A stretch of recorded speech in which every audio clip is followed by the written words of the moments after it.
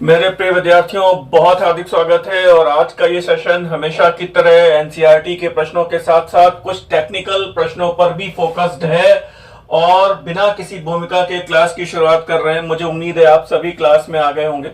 Copy और pen लेकर बैठना होगा, क्योंकि हो सकता है कुछ ऐसे नए प्रश्न आ जाएं जो आपको नोट करने पड़े।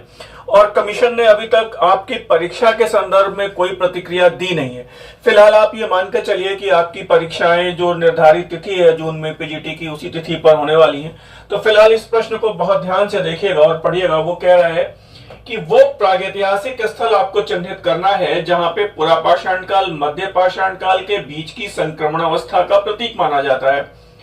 वस्तुतः यह स्थल आखेट संग्राहक से प्रारंभिक कृषि में संक्रमण काल का प्रतिनिधित्व करता है, ऐसा कह सकते हैं। प्रतिनिधि स्थल है वो कौन सा स्थल है? चार ऑप्शन आपके पास है। मेहरगढ़ है, लौरा देवा है, कोलडेवा है और चौपानी मांडो है। और मैं बताना चाह रहा हूं कि इसमें जैसा कि अभी इस प्रश्न को हम लोगों ने क्लास में भी डिस्कस किया था और अधिकांश छात्रों ने हड़बड़ी में पहला ही प्रश्न और मेहरगढ़ लगाया था। और क्लास में मेहरगढ़ लगाने की गलती मत करिएगा।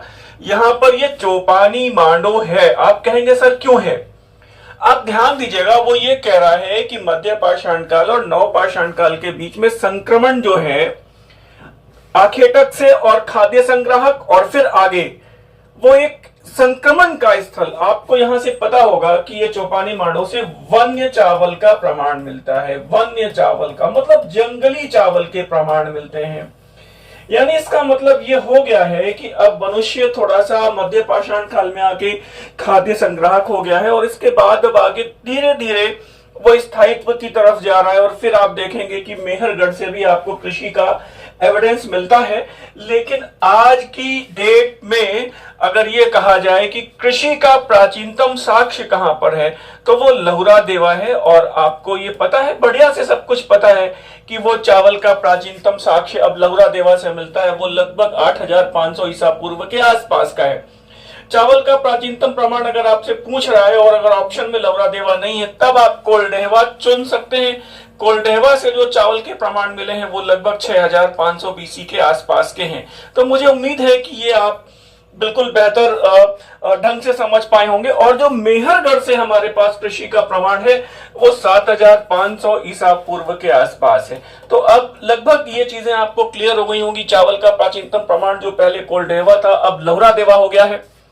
एज वेल लहुरा देवा से जो इसको अब कृषि का प्राचीनतम प्रमाण भी माना जाना चाहिए। और लहुरा देवा अब 8500 ईसा पूर्व के आसपास उस क्षेत्र का प्रतिनिधित्व करता है। वन्य चावल का प्रमाण कहां से मिलता है? वो चौपानी मांडो है। और मध्य पाषाण काल और नव पाषाण काल के बीच जो संक्रमण का जो काल जो प्रतिनिधित्व करता है जो स्थल, वो चौपानी मांडो है। और फिलहाल अगले प्रश्न पे नजर डालिएगा। एनसीईआरटी का प्रश्न है, सुमेलित करना है और ध्यान से देखिएगा। मैंने यहाँ पे कोड भी कर दिया है, वो क्लास 12 का भारतीय इतिहास के कुछ विषय भाग 1। बीसी का मतलब है बिफोर क्राइस्ट। तो बिफोर क्राइस्ट को लेकर यहाँ पर आप सीधे सीधे 4 नंबर डाल सकते हैं।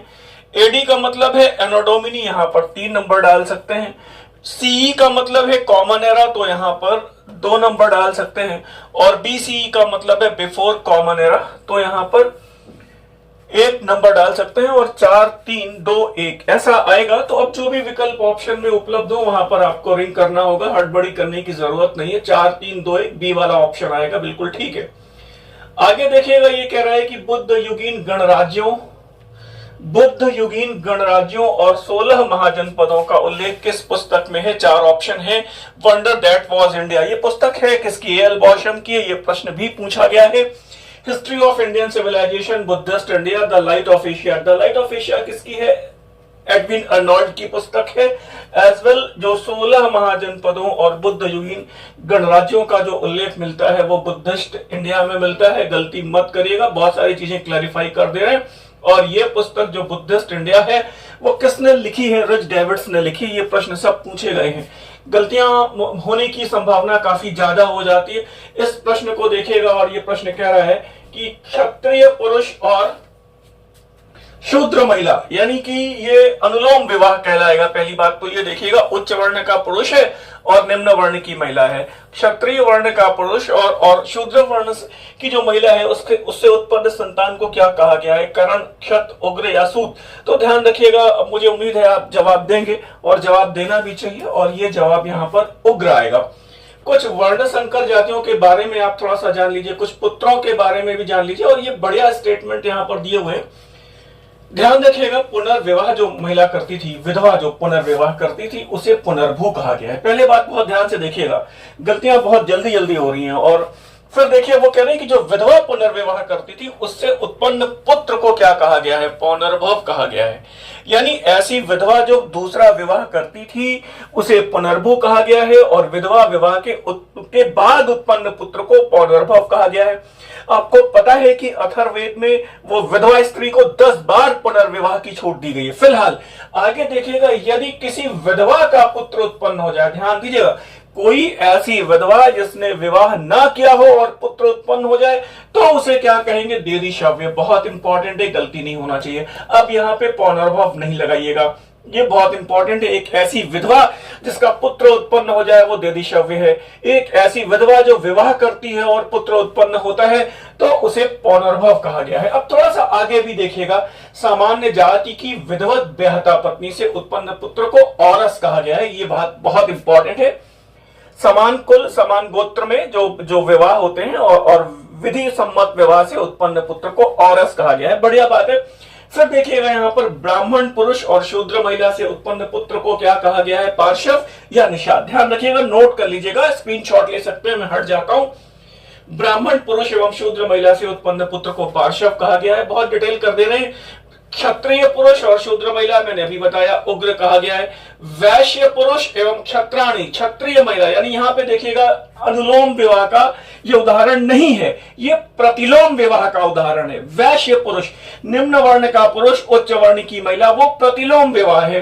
तो प्रतिलोम विवाह यहां पर देखिएगा, वैश्य पुरुष और क्षत्रिय वर्ण की महिला से उत्पन्न पुत्र को मागध कहा गया है। क्षत्रिय पुरुष एवं ब्राह्मण महिला से उत्पन्न संतान को सूत कहा गया है। ध्यान दीजिएगा, सूत कहा गया है, बहुत इंपॉर्टेंट है। और यहां पर 2-3 बातें मैं आपको बता देता हूं, जैसे अब्याहता कन्या यानी कि कुंवारी कन्या से उत्पन्न पुत्र को कालीन कहा गया है।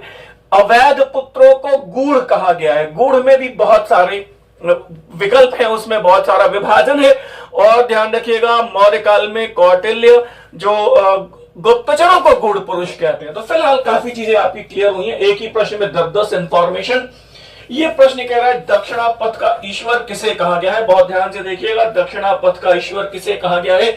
चालुक्य शासक पुलकेशिन द्वितीय, राष्ट्रकूट शासक कृष्ण तृतीय, सातवाहन शासक वशिष्ठिपुत्र पुलमावी और सातवाहन शासक शातकर्णी प्रथम। ये सारे प्रश्न अभी क्लास में डिस्कस हुए हैं और बहुत सारे गंभीर छात्रों ने इस प्रश्न को गलत किया और जवाब दिया यहाँ पर वशिष्ठिपुत्र पुलमावी। गलत है, आपका ध्यान ही नहीं जा रहा है सर। और वो है राष्ट्रकूट शासक कृष्ण तृतीय, दक्षिणापथ का ईश्वर। Very very very important. अब देखिए, परीक्षा का समय है, अंतिम चरण है। इस तरह के प्रश्नों में अगर आपका मस्तिष्क गलत रिस्पॉन्ड करता है तो खतरे में पहुंच जाएंगे। दक्षिणापथ का ईश्वर किसे कहा गया है? राष्ट्रकूट शासक कृष्ण तृतीय। थोड़ा सा एक्सप्लेनेशन आप और देख सकते हैं, मैंने क्लास में बड़े डिटेल में डिस्कस किए हैं सारे बातें। शातकर्णी प्रथम की उपाधि दक्षिणापथ पति है। वशिष्ठ पुत्र पुलमावी की उपाधि दक्षिणापथेश्वर है। दक्षिण भारत का अशोक अमोघ वर्ष है। राष्ट्रकूट शासक कृष्ण तृतीय को दक्षिणापथ का ईश्वर कहा गया, मैंने बताया है। और देखिए, फिर स्क्रीनशॉट ले लिया होगा आपने। सकलोत्तरापथनाथ, सकल उत्तर भारत के मार्गों का स्वामी हर्षवर्धन है। उत्तरापथ स्वामी कौन है? वो धर्मपाल। इतनी सारी बातें हम आपको बता दे रहे हैं। ये देखिएगा क्या शानदार प्रश्न है। और फिर इसको गलत किया है लोगों ने, फिर गलत किया है, फिर गलत किया है। संस्कृत का प्रेम काव्य चौर पंचाशिका, इसका चित्रण भी हुआ है मुगल काल में। इसकी चित्रित पांडुलिपि भी उपलब्ध है। इसकी रचना बेसिकली किसने की थी? और कल्लड़ है, बिल्लड़ है, अल्लड़ है या फिर लक्ष्मीधर है। और फिर बहुत से लोगों ने इस प्रश्न को भी गलत किया। मतलब क्लास में जो टेस्ट सीरीज हम लोगों की एनसीईआरटी वाली चल रही है, उसमें जितने प्रश्न छात्रों ने, गंभीर छात्रों ने गलत किए, उन प्रश्नों को मैं आपसे डिस्कस कर रहा हूं। और यहां पर आपको याद आना चाहिए, वो बिल्लड़ है, विक्रमांक देव चरित आपको याद आना चाहिए, विक्रमादित्य षष्ठ के दरबार में है और उनकी एक रचना है चौर पंचाशिका, याद रखिएगा गलतियां ना हो। और फिर देखिए अग्नि का अवतार किसे कहा गया है, वैश्वानरावतार। बहुत कॉमन है, बहुत कॉमन प्रश्न है, कई बार पूछा गया है और इस प्रश्न में भी छात्रों ने गलती की। और वैश्वानरावतार ये वल्लभाचार्य हैं, अग्नि के अवतार। तो बहुत कुछ प्रश्न है यहाँ पर। निम्बार्क किसके अवतार हैं, नामालवार किसके अवतार हैं, बसव किसके अवतार हैं, कुलशेखर किसके अवतार हैं, बहुत सारे प्रश्न हैं यहाँ पर। मैं आपको थोड़ा सा समराइज कर दे रहा हूं।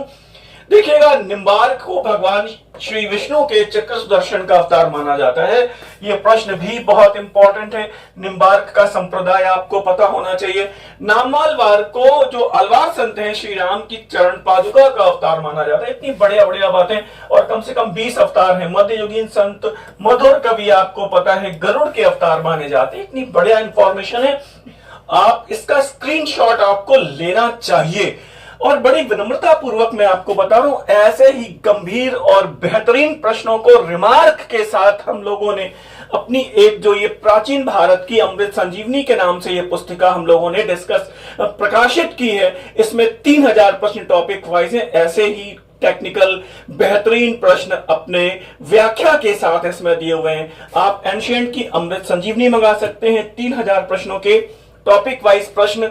आप मेडवल इंडिया के लिए आप अमृत गंगा मंगा सकते हैं, 2500 प्रश्न टॉपिक वाइज। अरबों के आगमन से शुरू होती है। यह पुस्तिका प्रैक्टिस सेट के रूप में है, कठिन प्रश्नों की व्याख्या है। और मॉडर्न इंडिया जो सबसे टेक्निकल है, बहुत कंफ्यूजन से छात्रों को, इसमें ये अमृत मंजरी के नाम से आई है। 2000 प्रश्न है, टॉपिक वाइज हैं। आप चाहें तो इन प्रैक्टिस सेट्स को अपने अध्ययन में शामिल कर सकते हैं। हजारों छात्रों ने इन पुस्तिकाओं को अपने अध्ययन में शामिल किया है। ये आपके विवेक पर निर्भर करता है। क्यों? क्योंकि अब आपके पास रिवीजन के लिए बहुत समय है नहीं। रीजन ये है कि अब ये है कि प्रश्न पढ़ रहे, नहीं आया तो तुरंत उसके एक्सप्लेनेशन भी मिल जाने चाहिए। कहीं पर डाउट है तो उसके सारे विकल्पों के एक्सप्लेनेशन मिल जाने चाहिए। तो फिलहाल आप देखिएगा, फुतुह नजर मैच करना है। फुतुह नजर क्या है? बिना मांगे मिला धन है, यानी कि सूफी आंदोलन का प्रश्न है। ध्यान दीजिएगा, विलायत का मतलब जो आध्यात्मिक क्षेत्र है, आध्यात्मिक जगत है, इसका मतलब ये है। और फना का मतलब जो सांसारिक प्रवृत्तियां हैं, विनाश की अवस्था, अलग हो जाना। और मुरीद का मतलब शिष्य है। पीर मुरीदी की परंपरा, पीर मुरीदी की परंपरा सूफी आंदोलन में है। और आपको पता है निजामुद्दीन औलिया और अमीर खुसरो साहब की जो गुरु शिष्य की जो परंपरा है, पीर मुरीदी की परंपरा है, दुनिया में विख्यात है। निजामुद्दीन औलिया साहब ने जिस दिन देह छोड़ी, आपको पता है कि अमीर खुसरो साहब जब जाते हैं, उनको पता चलता है कि उनके गुरु ने अब देहांतर गमन किया है और इस शरीर को छोड़ दिया है, इस लोक को छोड़ दिया है। वो जाते हैं और वो उनकी अंतिम पंक्ति क्या है अमीर खुसरो साहब की? वो कहते हैं, गोरी सोवै सेज पर और मुख पर डारे केश, गोरी सोवै सेज पर मुख पर डारे केश, और चल घर खुसरो आपनो रैन भई चहुदेश। की चल घर खुसरो आपनो रैन भई चौदेश। गुरु ने शरीर छोड़ दिया है, चारों तरफ अंधकार छा गया है और अब अपने देश गुरु के साथ परलोक गमन की बेला है। और आपको शायद ये बात पता होगी, अमीर खुसरो साहब ने भी निजामुद्दीन औलिया के बाद अपनी देह छोड़ दी। ये पीर मुरीदी की एक अभूतपूर्व परंपरा है। फिलहाल यहाँ पर 1, 2 और 3, 4 आप देखिएगा। और फिलहाल यहां पर देख लीजिए कौन सा ऑप्शन सही आएगा, तो सी आएगा यहां पर। और अगले प्रश्न पे जाते हैं और ये कह रहे हैं कि वो विजयनगर में पिंगली सुरन्ना की रचना के बारे में आपको बताना है। स्वरोचिष संभव राघव पांडवीयमु, पांडुरंग महामात्यम, या फिर मदुरई विजयम। और ये सरल प्रश्न है, इसको अगर आप करना चाहें तो बहुत आराम से रिप्लाई करेंगे। अब वो अमेजिंगली इस प्रश्न को भी छात्रों ने गलत किया था और ये राघव पांडवीयमु है। ध्यान दीजिएगा, पांडुरंग महामात्यमु किसकी रचना है? तेनालीरामन की रचना है। मदुरई विजयम किसकी रचना है? आपको पता है गंगा देवी की रचना है। और ये सब प्रश्न अलग अलग भी पूछे गए हैं। तो ये राघव पांडवीयमु क्यों फेमस है? तो फिर देखिए रिमार्क आ गया, फिर देखिए रिमार्क आ गया। अल्लाह सानी पेदन्ना की रचना मनुचरितम अथवा स्वरोचिष संभव, फिर देखिएगा तेनाली रामन की रचना पांडुरंग महामात्यम, पिंगली सूरन्ना की रचना राघव पांडवीयम। क्यों इंपॉर्टेंट है? द्विसंधान कही गई है यह पुस्तक। क्यों?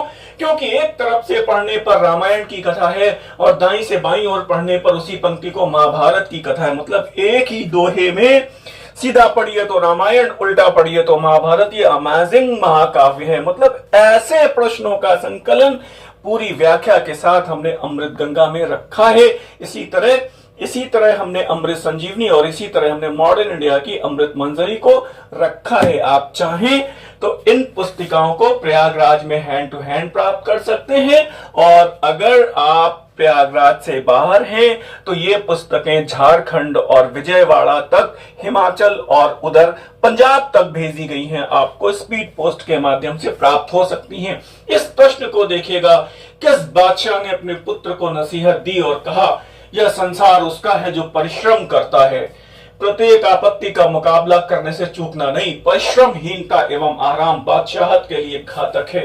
वो कहते हैं ये जीवन उसका है जो कठोर परिश्रम करता है। ध्यान देना। और ये जो स्टेटमेंट है, ये जो नसीहत है, इसको सभी ने सही किया था।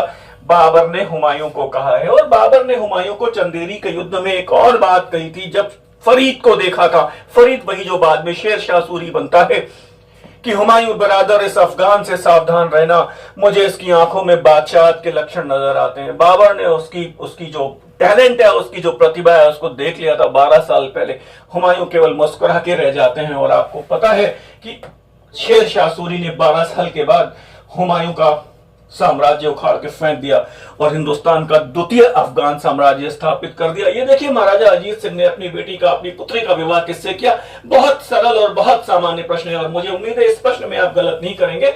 और ये फर्रुखसियर हैं। और अगले प्रश्न में जाते हैं, काफी खान ने किसके शासनकाल के बारे में लिखा?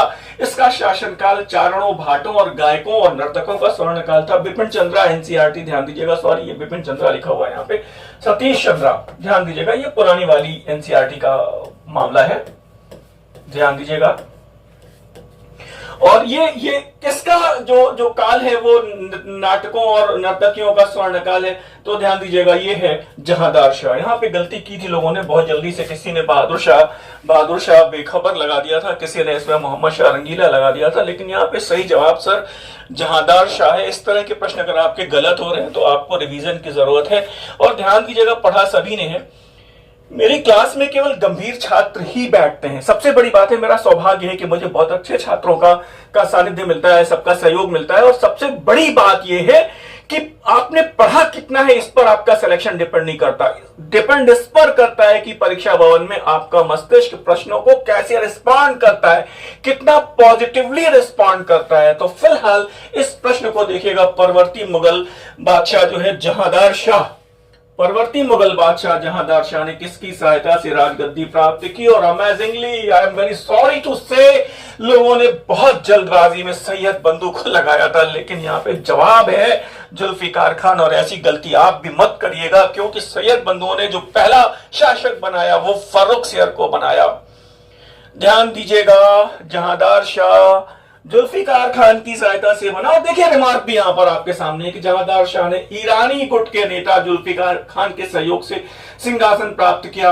वो जुल्फिकार खान उसका वजीर बनता है, सारा शासन उसके हाथ में रहता है, 1 वर्ष ही शासन करता है। और लाल कुंवर का नाम भी पूछा गया है जहांदार शाह के लिए, और लंपट मूर्ख की उपाधि भी पूछी गई है। और यहाँ पर देखिएगा, सैयद बंधुओं ने 4 शासक लगातार बनाए, फर्रुखसियर, रफीदुद्दर्जात, रफीदुद्दौला और मोहम्मद शाह रंगीला। इतने सारे प्रश्न हैं, इतनी सारी इंफॉर्मेशन है, एक ही प्रश्न में मैं आपको 8 से 10 इंफॉर्मेशन दे रहा हूं। और ऐसी ही 8 से 10 इंफॉर्मेशन आपको, चाहे वो हमारी अमृत गंगा हो, प्रैक्टिस सेट के रूप में हो, चाहे ये हमारी आप अमृत संजीवनी ले सकते हैं एंशिएंट हिस्ट्री की, इसमें सारी इंफॉर्मेशन, जो भी कठिन प्रश्न है उससे रिलेटेड जितने भी सूचनाएं हैं वो सब उसमें लिखी हुई है व्याख्या के रूप में, आंसर शीट के साथ है। वो ये कह रहे कि काफी खान ने इसी के बारे में लिखा था कि वो स्वर्ण काल था। फिलहाल एनसीईआरटी का प्रश्न है, इतना बेहतरीन प्रश्न है, रॉबर्ट क्लाइव ने किसे हिंदुस्तान के नक्शे तैयार करने का दायित्व सौंपा था? वो जो व्यक्ति है ना, वो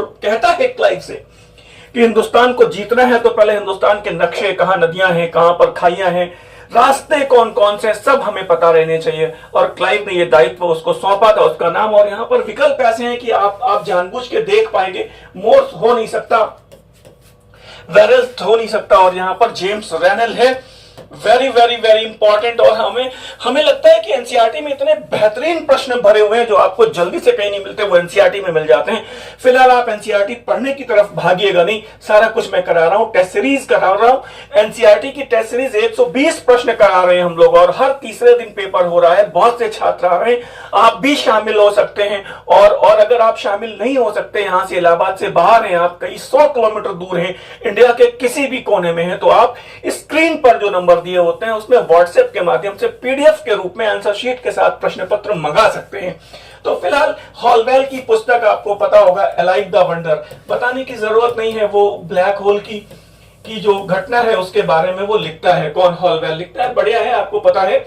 और अगले प्रश्न पर नजर डालिएगा, और ये फिर देखिएगा, ये लिखा हुआ है यहाँ पे, रिमार्क दे दिया मैंने, रेनल को ये कार्य सौंपा था उसने, क्योंकि रेनल ये मानता था कि भारत में ब्रिटिश वर्चस्व स्थापित करने के लिए पहले यहाँ के नक्शे हमें बनाने होंगे, हमें रास्ते ढूंढने होंगे, हमें पूरा डिटेल पता होना चाहिए, पूरा इसका भौगोलिक भारत का डिटेल पता होना चाहिए। फिलहाल अब देखिएगा, ये भी बहुत शानदार प्रश्न है, एनसीईआरटी का प्रश्न है। अमेजिंग, 1857 के विद्रोह में इतना बढ़िया प्रश्न बन सकता है, आप देखिएगा। वो ये कह रहे हैं कि मध्य प्रदेश मांडला क्षेत्र में राजगढ़ की उस वीरांगना का नाम आपको बताना है जिन्होंने 57 के विद्रोह में अंग्रेजों के विरुद्ध 4000 सैनिकों की एक सेना तैयार की, और संघर्ष करते हुए वो महान महिला वीर गति को प्राप्त हुई। वो झलकारी बाई हैं, अवंती बाई लोधी हैं, वो अजीजन बाई हैं, या रानी चेन्नम्मा है, आप बताइएगा। और मुझे लगता है कर पाएंगे, और वो है माता अवंती बाई लोधी। ध्यान दीजिएगा, माता अवंती बाई लोधी और झलकारी बाई रानी की सहायिका हैं, गजब की निशानेबाज हैं, और वो रानी लक्ष्मीबाई की वो हम शक्ल भी हैं। ध्यान रखिएगा, अजीजन बाई के बारे में आपको पता है, कानपुर की वो नर्तकी जो पुरुषों के वेश में सैनिकों के रूप में, विद्रोहियों के रूप में अंग्रेजों के खिलाफ लड़ती रही, संघर्ष करती रही, बाद में वीरगति को प्राप्त हुई। जब उनके दाह संस्कार का वक्त आया तब लोगों को पता चला कि ये तो महिला है। तो एकमात्र महिला जो पुरुषों के वेश में कानपुर में विद्रोही सैनिकों के साथ अंग्रेजों के खिलाफ लड़ती रही, वो अजीजन बाई है। इतनी डिटेल, इतना बेहतरीन पैकेज हम आपको दे रहे हैं, आपको चाहिए कि इनको बढ़िया से तैयार कर लीजिए। और देखिएगा, ये क्लास 8th की एनसीईआरटी का प्रश्न है। आपके पास पता नहीं वो एनसीईआरटी है या नहीं, लेकिन ये प्रश्न बहुत इंपॉर्टेंट है सर। आप देखिएगा, सैयद अहमद खान ने विज्ञान एवं अन्य आधुनिक अंग्रेजी भाषा की पुस्तकों का उर्दू भाषा में अनुवाद करने के लिए एक अनुवाद समिति की स्थापना की थी। कब और कहां की थी? वो चाहते थे कि वो जो आधुनिक पुस्तकें उर्दू में ट्रांसलेट हो जाएं, तो वो हमारी जो मुस्लिम आबादी के लोग हैं वो इसको अच्छे से पढ़ पाएं और समझ पाएं, आधुनिक ज्ञान से परिचित हो पाएं। तो वो ध्यान दीजिएगा, वो अब इसमें तुक्का लगाने की जरूरत नहीं है। और मैं बता रहा हूं, 1864 है, अलीगढ़ है। 1864 में अलीगढ़ में, गलती कुछ लोगों ने कल करी थी और यहां पर 1875 वो अलीगढ़ लगाया था, वो गलत हो जाएगा। 1875 भी इंपॉर्टेंट है, और वो 1875 क्यों इंपॉर्टेंट है वो आपको दूसरे पॉइंट में लिखा हुआ मिलेगा। पहला पॉइंट पहले आप देखिए, ऐसे ऐसे प्रश्न हैं। मैं फिर से आपको बता रहा हूं कि ऐसे ऐसे टेक्निकल प्रश्नों के लिए हमारी ये अमृत मंजरी है आधुनिक भारत के लिए। आधुनिक भारत 2000 प्रश्नों का टॉपिक वाइज संकलन है, कठिन प्रश्नों की व्याख्या के साथ एक बेहतरीन पैकेज। फिलहाल इसका एक्सप्लेनेशन आप देख सकते हैं। और वो ये कह रहे हैं कि अनुवाद समिति की स्थापना 1864 में की थी, अलीगढ़ में इसका कार्यालय था, और मुसलमानों में आधुनिक वैज्ञानिक शिक्षा का प्रचार प्रसार करना इस संस्था का उद्देश्य था। और 1875 में आपको पता है अलीगढ़ में मोहम्मदन एंग्लो ओरिएंटल कॉलेज की स्थापना हुई, जो 1920 में अलीगढ़ मुस्लिम विश्वविद्यालय में तब्दील हो गया, और 1921 में ये केंद्रीय विश्वविद्यालय बन गया। फिलहाल अगले प्रश्न को देखिएगा, क्या बात है, बहुत शानदार प्रश्न है, क्लास 8 की एनसीईआरटी का है। अब लगेगा कि भाई 8th में भी इतने बढ़िया प्रश्न, किस संस्था का आदर्श वाक्य था? ईश्वर की आराधना का सर्वोत्तम मार्ग है मानव जाति की सेवा करना, मानव जाति की सेवा करना। और ये प्रश्न कुछ वर्ष पहले टीजीटी में थोड़ा बदले हुए रूप में आया था, नर सेवा ही नारायण सेवा है। और अब मुझे बताने की जरूरत नहीं है, ये रामकृष्ण मिशन से रिलेटेड है और स्वामी रामकृष्ण परमहंस महाराज का ये ध्येय वाक्य है, नर सेवा नारायण सेवा। तो संस्था है वो स्वामी विवेकानंद जी महाराज ने बनाई थी। तो वो ये कहते हैं कि मानव जाति की सेवा ही ईश्वर की आराधना का सर्वोत्तम मार्ग है। और खर्रा चित्रकला से आप क्या समझते हैं सर? खर्रा चित्रकला शैली का संबंध किस भारतीय राज्य से है? क्लास 7th की एनसीईआरटी भारतीय इतिहास, वो जो हमारे अतीत पार्ट 2 का प्रश्न है, क्लास 7th। खर्रा चित्रकला शैली का संबंध कहां से है? 4 ऑप्शन है आपके पास, पश्चिमोत्तर भारत, बिहार, बहमनी, गोलकुंडा और बंगाल। और खर्रा चित्रकला शैली, और फिर आपने लगाया है बहमनी और गोलकुंडा। सर बिल्कुल गलत है, आपकी उम्मीद से परे, और ये है बंगाल। ध्यान रखिएगा, ये है बंगाल। क्लास 8 की 7th की एनसीईआरटी का प्रश्न है सर। और ये आपको मैं बता देता हूं, थोड़ा सा डिटेल बता देता हूं कि खर्रा चित्रकला शैली कागज के लंबे रोल पर बनाई जाने वाली पेंटिंग है और इसे गोल गोल लपेटा जा सकता था। और बंगाल में काली घाट से संबंध है। बंगाल में वो जगह भी मैंने आपको बता दी कहां से है, काली घाट। और वो जो चित्रकार इसके प्रवीण होते थे उन्हें पटुआ कहा जाता था, पटुआ। खर्रा चित्रकार, ठीक है। फिलहाल आगे देखिएगा, ये भी बहुत अच्छा प्रश्न है सर। देखिए, मॉडर्न इंडिया का सविनय अवज्ञा आंदोलन के दौरान उड़ीसा में नमक सत्याग्रह का नेतृत्व किसने किया था? उड़ीसा में नमक सत्याग्रह का नेतृत्व किसने किया था? और इस प्रश्न को भी क्लास के अधिकांश छात्रों ने कल गलत किया था। लोगों ने लगाया सी राजगोपालाचारी। नहीं सर, गलत है। तमिलनाडु में है सी राजगोपालाचारी और उड़ीसा में है गोपाल बंधु चौधरी। आपको केरल में कौन है, आंध्र प्रदेश में कौन है, आपको पता होना चाहिए। फिलहाल उड़ीसा में है गोपाल बंधु चौधरी। इतने बेहतरीन प्रश्न। उड़ीसा में देखिएगा, गोपाल बंधु चौधरी ने बालासोर, कटक और पुरी जिलों के तटीय क्षेत्रों में नमक सत्याग्रह का नेतृत्व किया। रिमार्क दे दिया है, गलती ना हो। और फिर देखिएगा, क्या बढ़िया बात है सर, एनसीईआरटी का प्रश्न है क्लास 12th। सारे सोर्स हैं भारतीय इतिहास के कुछ विषय, भाग 3। नई वाली एनसीईआरटी भारत विभाजन के दर्द को बयां करने वाली फिल्म तमस। और ध्यान दीजिएगा, एक फिल्म और है गर्म हवा, मैंने डिस्कस किया था पिछले लेक्चर में। तो तमस का निर्देशन किसने किया था सर? तमस का निर्देशन किसने किया था? भीष्म साहिनी, बलराज साहिनी, गोविंद निहलानी या फिर श्याम बेनेगल? और बिल्कुल आपकी कलम जा रही है श्याम बेनेगल पर। सर बिल्कुल गलत है, आपकी उम्मीद से कहीं परे, और ये है गोविंद निहलानी।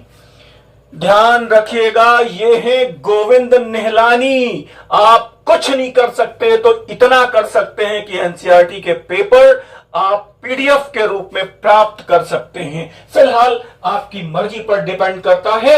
आगे देखिएगा, और जलियांवाला बाग अमृतसर में 13 अप्रैल 1919 को यह घटना घटी थी। ये जो जनसभा बुलाई गई थी, किन नेताओं की गिरफ्तारी के विरोध में बुलाई गई थी? और मुझे उम्मीद है ये प्रश्न बिना देखे आपको याद आना चाहिए। और ये है डॉक्टर सत्यपाल और डॉक्टर सैफुद्दीन किचलू। इनको गिरफ्तार करके कहां रखा गया था, ये भी आपको पता होना चाहिए। और गांधी जी ने अपना प्रथम आमरण अनशन कब और कहां किया? 18 में, 17 में, 32 में, 42 में। और मुझे उम्मीद है गलत नहीं करेंगे, 17 नहीं लगाएंगे, 18 लगाएंगे। आमरण अनशन वो अहमदाबाद की श्रमिक हड़ताल में हुआ था, ये बात बेहतर पता है। कितने दिनों का हुआ था सर? 21 दिनों का हुआ था। बढ़िया है, बढ़िया कर रहे हैं आप। कहीं पर गलतियां हो रही है तो वो सुधारी जा सकती हैं। और ये देखिए, आमरण अनशन पर बैठे वो श्रमिक हड़ताल में, कितनी बढ़िया बात है। ये देखिए, 1857 के विद्रोह को निस्तेज करते हुए दिल्ली पर पुनराधिकार स्थापित करने के कारण किस ब्रिटिश कमांडर को भारत की पुनर्विजय का संयोजक और उद्धारक भी कहा जाता है? Captain Hugh Rose, John Nicholson, John Lawrence या फिर George Aitchison? Hugh Rose, John Lawrence, Nicholson और एंचिसन बहुत बहुत बहुत बहुत इंपॉर्टेंट है। और मुझे उम्मीद है ये प्रश्न आपने सही किया है और आपने एंचिसन को नहीं चुना है सर। बिल्कुल ठीक चुना है आपने, और सही जवाब यहाँ पे जॉन लॉरेंस है। ह्यूरोज का नाम आपको पता होगा, झांसी में याद आ जाएगा। यहाँ वो महिला सोई है जो विद्रोहियों में एकमात्र मर्द थी। रानी लक्ष्मीबाई के लिए कहता है ह्यूरोज, उनकी वीरता के आगे वो अपना हेड उतार देता है। फिलहाल अगले प्रश्न पर हम लोग जाएं, और बहुत बहुत बहुत शानदार प्रश्न है, बहुत बहुत बहुत शानदार प्रश्न है। भारतीय इतिहास, विज्ञान और दर्शन से संबंधित इन कथनों पर विचार करिएगा सर। आचार्य कपिल को ब्रह्मांड विज्ञान के जनक के रूप में जाना जाता है। Acharya Kapil is known as the father of cosmology. सही है या गलत है?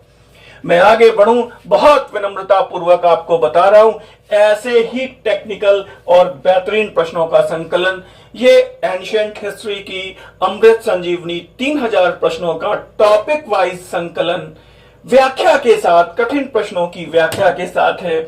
इसी तरह मेडिवल हिस्ट्री के लिए अमृत गंगा है हमारी, 2500 प्रश्नों के संकलन के साथ है।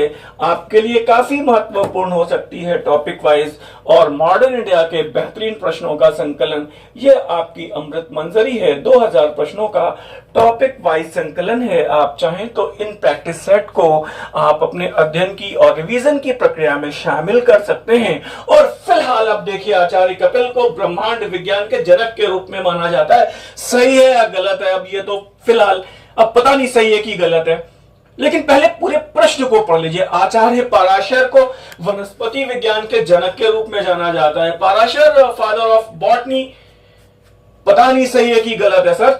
चरक को चिकित्सा के जनक के रूप में जाना जाता है। चरक को चिकित्सा के जनक के रूप में जाना जाता है। तो कहेंगे हाँ सर ये सही है, कुछ पता है हमको इसके बारे में।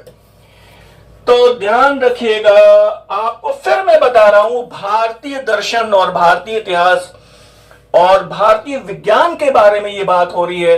तो बेसिकली चरक को चिकित्सा का जनक, फादर ऑफ मेडिसिन कहा जाता है। लेकिन अगर यह प्रश्न आता है कि विश्व में चिकित्सा के जनक कौन है, father of medicine in reference of world, तो it is Hippocrates. Is that clear now? तो यहां पर यह तो ठीक दिखाई पड़ रहा है, लेकिन थोड़ा सा और आगे चलते हैं, और भी स्टेटमेंट हैं।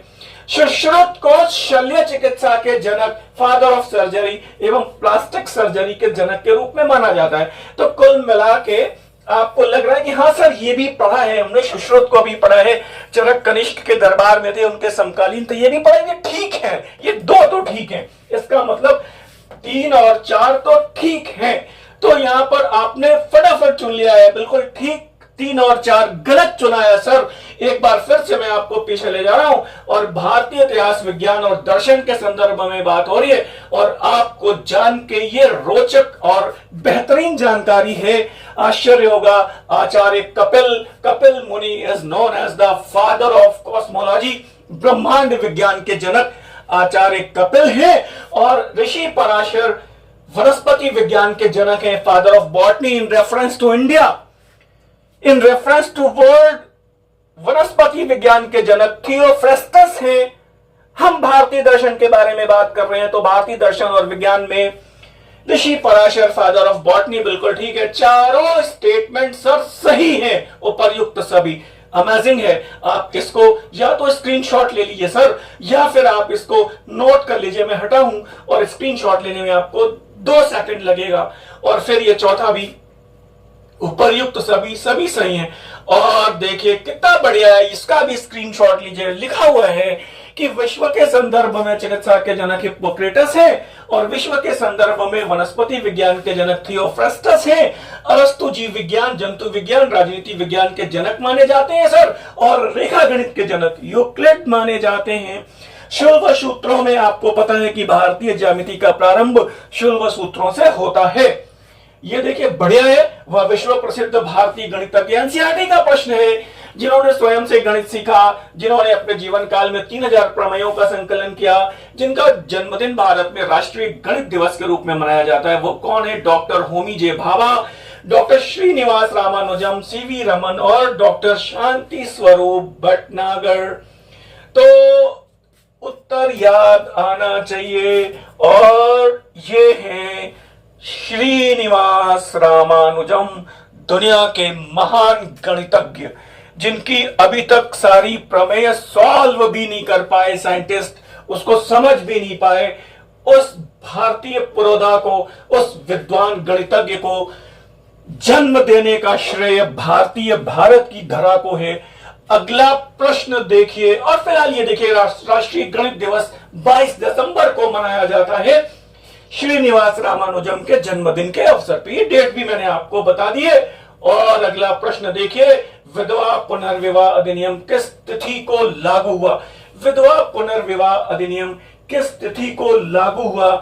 26 जुलाई 1857, 23 जुलाई 1856, 25 जुलाई 1856 या फिर 26 जुलाई 1856। जल्दबाजी करने की जरूरत नहीं है सर, गलत है दोनों विकल्प। और ये है 26 जुलाई 1856। किस अधिनियम से बताइए? अधिनियम की संख्या भी बताइए। 1856 के विधवा पुनर्विवाह अधिनियम की धारा संख्या कौन सी है? सती प्रथा अधिनियम के लिए धारा संख्या कौन सी है? दास प्रथा के लिए धारा संख्या कौन सी है? तो फिलहाल यहां पर ध्यान रखिएगा, ये है धारा संख्या 15। 1856 के अधिनियम की धारा संख्या 15 से विधवा पुनर्विवाह अधिनियम पारित हुआ और विधवा पुनर्विवाह को वैध बनाया गया। आज के लेक्चर को समाप्त करने का समय है। जाने से पहले एक बार पुनः आपको बताना चाहते हैं बहुत विनम्रता से, हमारी ये अमृत मंजरी आधुनिक भारत का प्रैक्टिस सेट 2000 प्रश्नों का टॉपिक वाइज संकलन, कठिन प्रश्नों की व्याख्या के साथ, मेडवल इंडिया का अमृत गंगा 2500 प्रश्नों की व्याख्या के साथ, कठिन प्रश्नों की व्याख्या है टॉपिक वाइज, और एंशिएंट की अमृत संजीवनी हमारी 3000 प्रश्नों की प्रागैतिहासिक काल से शुरू होता है ये, और कठिन प्रश्नों की व्याख्या के साथ ये प्रैक्टिस सेट आपकी तैयारी और आपके रिवीजन के लिए उपलब्ध हैं। आप अच्छी अपनी इच्छा अनुसार इसको मंगा सकते हैं। एनसीईआरटी की हम लोगों की एक टेस्ट सीरीज चल रही है, आपने प्रश्नों का लेवल देखा ही है। आप चाहें तो प्रश्नों का पीडीएफ, प्रश्न पत्रों का पीडीएफ भी प्राप्त कर सकते हैं। स्क्रीन पर नंबर दिए हुए हैं, व्हाट्सएप के माध्यम से जानकारी प्राप्त कर लीजिएगा। आज हमें विदा दीजिए, धन्यवाद, नमस्कार।